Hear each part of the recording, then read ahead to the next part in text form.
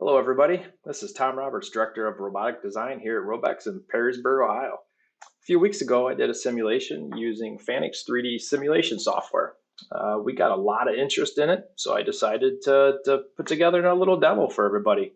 Wanted to highlight some of its features and also, let you guys know here what are some of the things that we offer that are really going to separate us from our competition. So as you can see here, this is a traditional FANUC teach pendant. It's included with every robot, but it is a little difficult for operators to interface with. We can run the robot off of here, and if we decided to do that, let's see what it looks like. Put together this little depalletizer here. You can see everything looks really good. I can hit this edit key here. We can actually look and see what the robot is doing in the logic. Everything's going to run just fine here until the robot encounters an error. If it drops a box, something happens. So in this issue, I simulate that, hey, the robot has dropped a box. So how are we going to recover as an operator? Well, we can see here that the robot is waiting for either a continue signal or a try again. So let's go over here. Let's tell the robot to continue. So we're going to turn it on. Robot continues operation. We'll go back here to the edit, and we can watch it.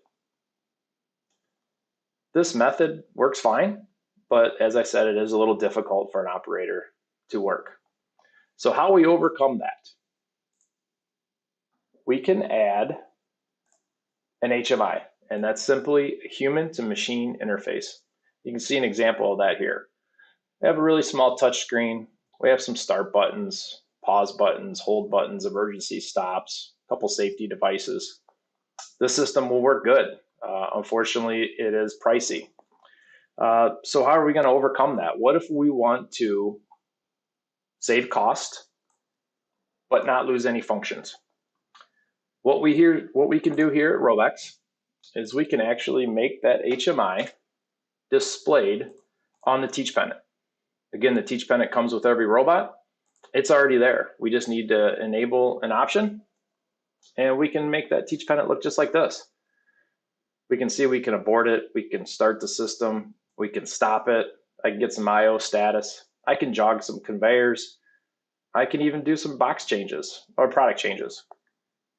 Fault recovery is another big one here. We're going to go through the same example here. The robot dropped the box. Automatically populates a screen that says, hey, the robot dropped the box. Do you want to pick another one, or do we want to continue? Well, very easily, let's just continue it. See what happens. Goes back to our main screen. Robot continues operation. So just one of the examples that, hey, I wanted to show you guys. Feel free to reach out to me. My email is tom@robex.us, and just be sure to hit us up on LinkedIn and subscribe. Thanks, everybody. Before you go, please hit the subscribe button for our YouTube channel. If you have any questions or just want some more information about RōBEX, please feel free to email us at automation@robex.us. Thanks for watching.